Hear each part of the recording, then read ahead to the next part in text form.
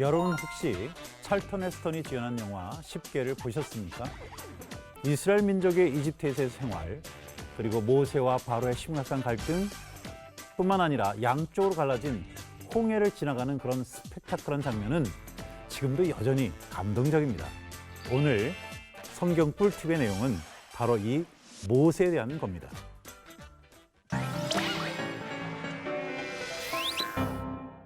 인상적인 영화의 여러 장면들 가운데 특히 관심을 끄는 것은 하나님이 모세에게 건넨 2개의 십계명 돌판입니다.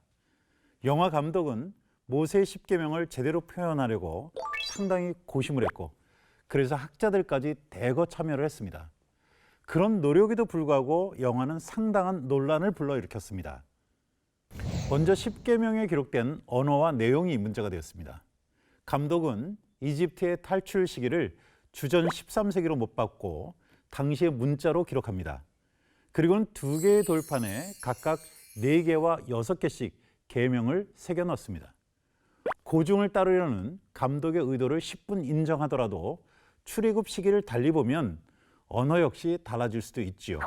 게다가 성경을 보면 십계명은 돌판 앞뒤 양쪽에 기록된 것이 2개라고 하니까 한쪽 면에만 기록된 영화 속 장면은 화면에 멋있게 비춰지게 하기 위한 것을 우리가 생각할 수가 있겠습니다. 십계명의 돌판 크기 역시 쟁점이 되었습니다.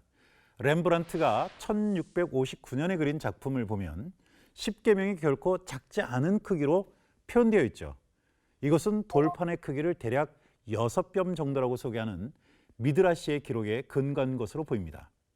영화에서처럼 험악한 지형의 시내산에서 상당한 크기의, 그것도 화강암으로 만들어진 돌판을 직접 손으로 들고 내려오는 것, 그거는 결코 쉬운 일이 아니었을 겁니다. 미드라시와 탈무드에도 아주 무겁다는 기록이 있습니다. 때문에 일각에서는 돌판 크기가 훨씬 더 작았을 것으로 추정을 합니다. 영화 10개의 감독은 모세의 역할을 맡은 배우가 자유롭게 연기할 수 있도록 십계명 돌판을 가벼운 유리 섬유로 제작했습니다. 모두 3개의 세트로 제작된 십계명 소품들 가운데 2 종류가 경매에 나와서 각각 8만 불과 6만 불 이상에 팔리기도 했었습니다. 영화의 이름값 때문이 아니겠습니까? 그렇다면 하나님은 어째서 똑같은 내용의 십계명이 기록된 돌판을 굳이 2개씩이나 모세에게 건넨 것일까요?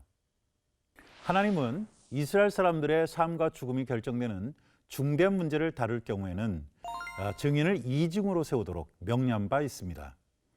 죽일 자를 2사람이나 3사람의 증언으로 죽일 것이요, 1사람의 증언으로는 죽이지 말 것이며, 이와 마찬가지로 법리적인 측면에서 하나의 돌판이 동일한 내용이 기록되어 있는 또 다른 돌판의 증거가 될 수 있도록 2개를 주셨을 것으로 학자들은 추정하는 것이죠.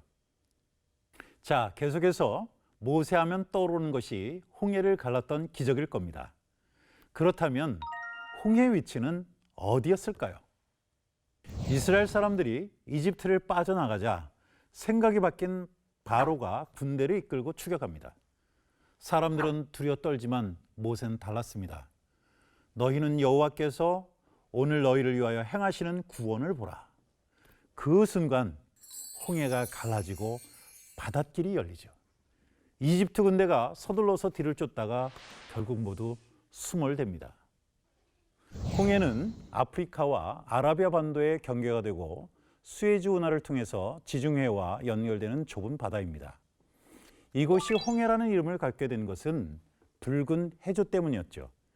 홍해가 출애굽 사건과 연계된 것은 70인역 성경의 역할이 아주 컸습니다. 히브리어 성경은 이스라엘이 건넌 바다를 얌수프, 갈대바다라고 불렀습니다. 그런데 주전 2세기에 번역된 70인역 성경은 이 얌수프를 홍해라고 번역했는데요. 이후로 홍해는 계속해서 사람들 사이에서 논란거리가 되고 있습니다. 갈대가 울창한 습지냐, 아니면 현재 우리가 알고 있는 홍해냐, 의견이 분분한데요. 이스라엘 사람들이 통과했던 얌수프의 위치를 정확하게 파악하기 위해서는 그곳에 도달하기까지 경유했던 지역들을 제대로 밝혀내는 작업이 선행돼야 할 겁니다.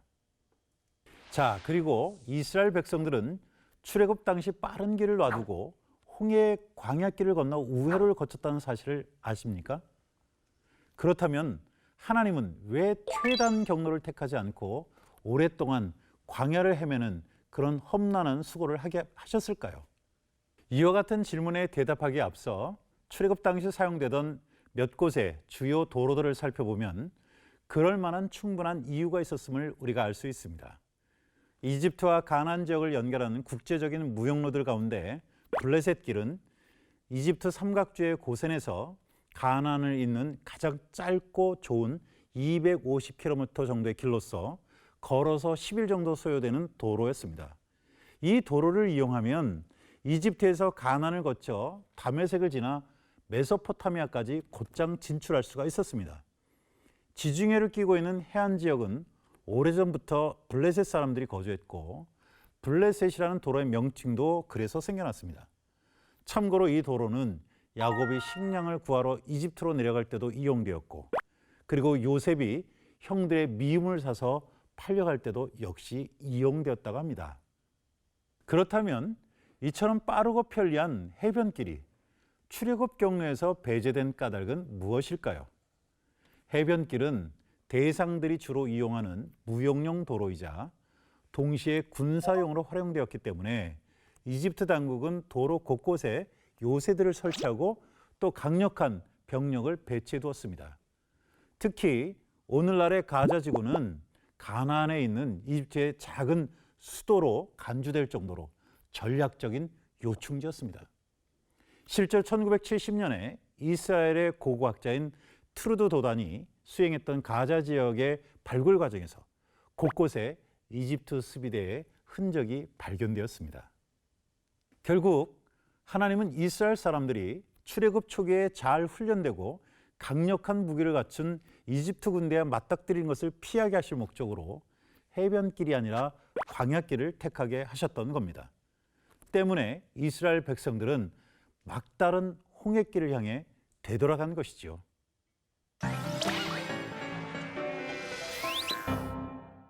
이렇듯 때로는 하나님께서 인생의 결정적인 순간에 지름길이 아닌 우회로를 지나가게 하실 수 있습니다.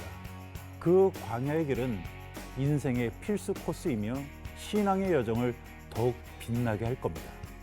또한 사면초가했던 이스라엘 백성을 위해 홍해를 가르신 하나님의 바로 그 사랑을 기억할 수 있는 그런 시간이 될 수도 있습니다.